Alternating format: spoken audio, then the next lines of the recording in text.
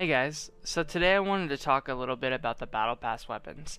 I've had people come into stream, come and message me on my Discord, and they're saying, which Battle Pass weapon should I go for? So let's just quickly go over some things about the Battle Pass weapons and maybe characters specifically that I would look at putting those weapons on. Alright, so let's just briefly go over the weapons first. So first off is the Black Sword here. What you'll notice on a lot of these weapons, and I think actually all of them, so all these weapons have their base stat is crit rate, with obviously attack on it. So first things first, the Black Sword here, increased damage dealt by normal and charged attacks by 20%, and then additionally regenerates 60% of attack as HP when normal and charged attacks score a critical hit. This effect can occur every 5 seconds. So what that means is, while you are going to be getting the crit and the base attack from the sword, you're also going to be getting more damage on your normal attacks, which is going to be really good for units like Kaching, or if you're using the Traveler as your main damage dealer. But what this sword won't be good on is a unit that you are going to be switching in and out a lot. So like, perfect example, for me I use Venti, specifically only for his E and his Q ability, the same way I would use like Fischl or Jingling, the fire damaged polearm girl. I kind of treat them all the same way. They're there to throw their abilities out and then to retreat back to my main character or whoever I'm actually doing as my main DPS here. So a lot of times it's Kaching, sometimes it's Chong Yun, depends on my team. The Claymore is a bit more nuanced, I guess.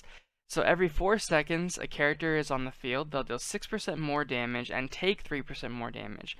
This affects the maximum stacks of 5 and will not reset if the character leaves the field, but will be reduced by 1 stack when the character takes damage.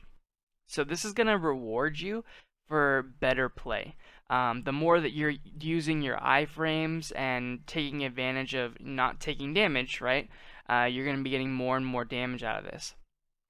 Crit is a great stat for anyone who's using any of these weapons, probably, so that's not really a big determining factor here.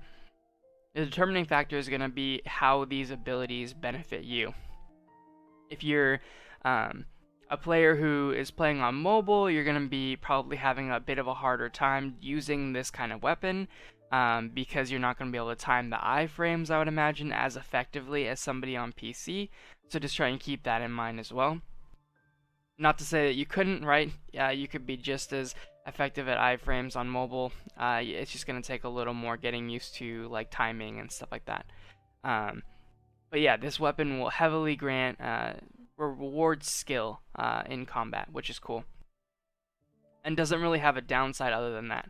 But if you know you're going to be taking a lot of damage, this sword isn't really going to be helping you a whole lot other than just the base crit rate and the base attack. So for the Catalyst, again, we're looking at the crit rate and base attack, the same as the other weapons. The normal attack hit increases your elemental skill and elemental burst damage by 20% for 6 seconds. Likewise, your elemental skill or elemental burst hits increase normal attack damage by 20% for 6 seconds. So what this is you're going to be using your regular attack, using your skill, and then boom, you're just going to be chaining back and forth, back and forth.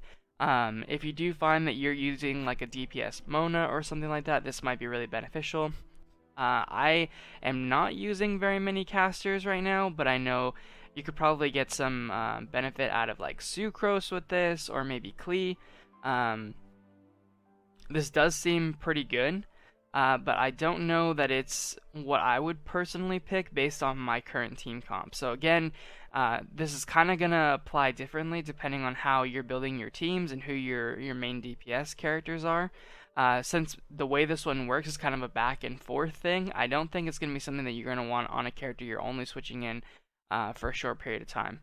You could, but I feel like you're not really getting the most out of it, right? So if you're just using an auto attack to proc the 20% damage for your elemental skill and then swapping to a different character, it's just kind of a waste when you have other strong options. Not to say that you couldn't pick this one if you really wanted to.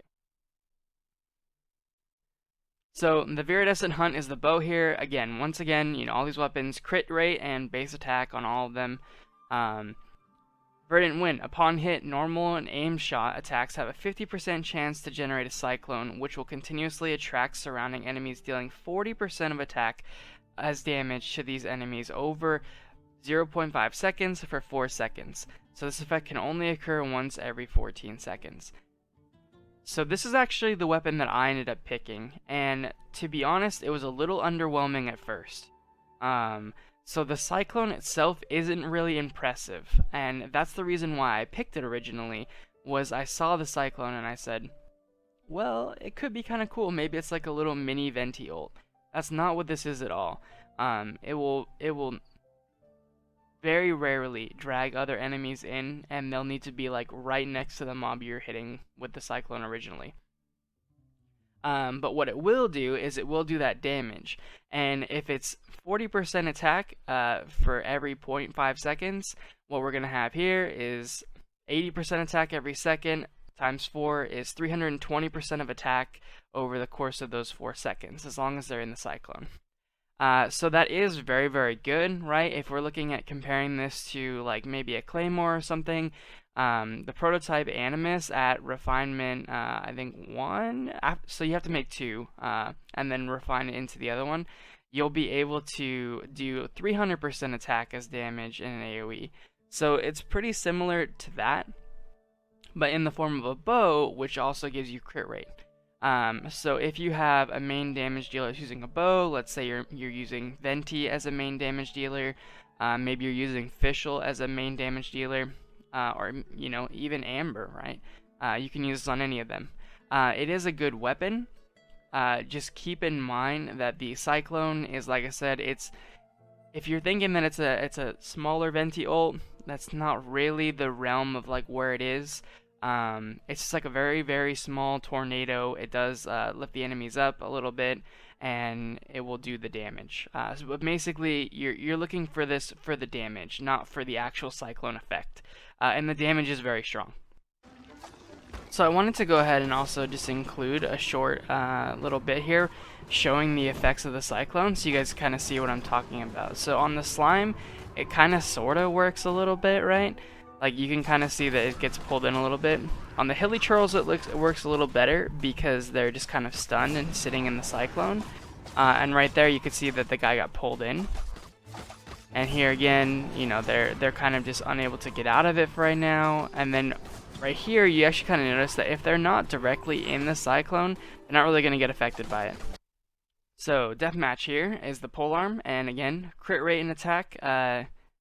If there are at least 2 enemies nearby, attack is increased by 16% and defense is increased by 16%. If there are less than 2 enemies nearby, attack is increased by 24%. So I think that this has some good uses.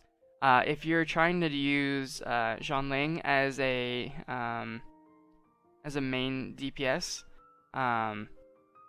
you could look at using something like this. What I just feel like this weapon is a little underwhelming for the characters that we have right now. And we might have other characters later on down the line that can make better use of this. But the way that Zhongling works, and pardon me for saying her name wrong, I'm sure I'm saying her name wrong.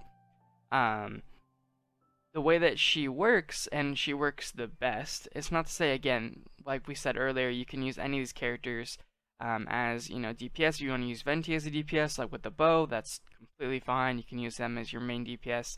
But the way that Zhongling's abilities work is very much like what you can do with Venti or Fischl, and use her specifically for Goba and her Flame Wheel. Because those abilities are something that you set on the ground or you set on yourself, you can switch to other characters and be comboing and chaining as those abilities are going off, instead of just playing as that character and then using those abilities and then just attacking. So it just means you can invest in different things. But again, not to say that you can't just run her as a main DPS. Completely viable and totally fine. And you could very easily run this. I know a lot of people run the Dragon's Bane on Zhongling, and I know that weapon has been said to be her best in slot. I don't actually have that weapon, but I do agree that that would be the weapon that I would be looking for her instead of this. However, later on down the line, I think we're getting Zongling, I think his name is the way you say it. He's an Earth polearm user, and this could be good for him, but we don't really know the details there. Um, feel free to look up leaks and stuff like that and see if there's something there that might kind of sway you if that's the character you're trying to go for. But I think realistically, this is the weakest of all the choices. These four weapons are what I would pick here, and really it ends up coming down to your main DPS. So I think for me personally, for my account, for sure, right now the Black Sword would have been the way to go. Looking back on it, I should have picked the Black Sword. And the reason why is because my main DPS, like 90% of the time, is Kaching. And Kaching benefits a lot from this. She benefits a lot from crit rate, and, like most units do. And then she's also doing a lot of normal and charge attacks. And then on top of that, the heal is just a bonus, right? Just more survivability. So ultimately, that is the weapon that I would have chosen. However, if I wasn't just taking that into consideration, I think where I would be looking would still be between these two. This weapon here, and I really like its ability to, in a lot of games they call it like a kiss curse is what they call it. There we go. So you get the more damage, but if you take damage and you mess up, you're gonna get punished for it. And I kind of like the way that works in games. The problem for me with this weapon right now is that I don't really have Diluc, and Diluc is probably the best greatsword user in the game, by far. I plan to use Noel in the future, and I do use Chongyun now, but Chongyun is kind of there for his ice elemental effects and his abilities, and again, I switch back to Kaching, and so I don't really spend a lot of time on Chongyun. I may end up doing that more in the future for the Abyss with my second team because he is part of my DPS there, but currently I partner him with Jean, who does a lot of the damage there as well. So I think ultimately I would have picked one of these two, even if I didn't have Kaching as my main DPS, just because of how they work. The Catalyst to me seems cool. I just don't know if there's like I personally don't have any Catalyst users that are DPS right now. You could get this for Klee if you wanted to, but I mean, yeah, I mean that's kind of just a hard sell because people don't have her yet, and it's hard to recommend because people that might not have her yet, they might try and pull for her and not get her. I have some people that I know that have been pulling for Venti and haven't managed to hit that pity yet to guarantee that they're going to get him, and his banner is going away in a few hours. So they might not be able to get him if he doesn't go into the regular pool. So, if you are pulling for units like Klee and you want to pick up this weapon, just try and keep that in mind. If you pick up this weapon now and you don't get Klee, you might be missing out. However, that kind of brings us to a really good thing. So, like, with how these weapons work and how good they are, I don't think that they're going to be going away forever. So again, like, I think the way that they're going to go away, in air quotes, is that they'll either go into the Paimon shop. I think in the Star Glitter Exchange, I think what's going to happen is these weapons here are going to get traded out. And you'll be able to buy more so you can refine them. That would be my guess with this material. That you get much more rarely than the Stardust material. So do keep that in mind. It's this one right here, right next to your Primo Gems.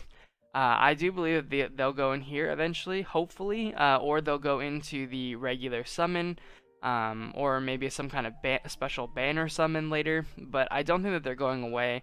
People want to be able to refine these weapons because they are so good, and it would kind of be a huge waste to lock people out of these weapons permanently. So try not to panic too hard if you don't get all the weapons now, or you pick one like I did and get the wrong one. Hopefully, they'll realize how cool these weapons are and at least make it so that way you can, get one and refine it. Because, I mean, honestly, even me, like, I am disappointed that I got this one because I much rather would have had one of the other two.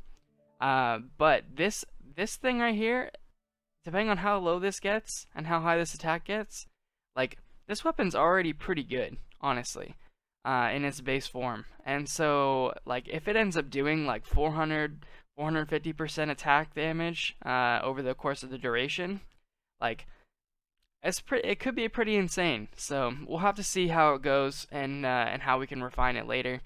Um, but yeah, that would be the way that I would pick these things. Again, so characters for swords, Chong Yun is going to be really good. Or sorry, Chong Yun is going to be really good for the claymore. Diluc's going to be really good for the claymore. Um, you could theoretically use this on like someone like Noelle if you really wanted to, but I feel like if you don't get the crafted white blind sword for Noelle, you're kind of missing out a little bit. And then again, the sword is going to be really good on the MC, the main character. It's really good for Kaching. Trying to think who else uses a sword. Yeah, if you're using Kaya, it could be good on him. You know, like the Catalyst could be good on Lisa. Again, the way that I would look at these Battle Pass weapons, realistically, is who are you using for the most damage? Are you swapping to your different characters? Are you swapping to Venti and throwing his skills out and then swapping back to Kaching, for example, like I do?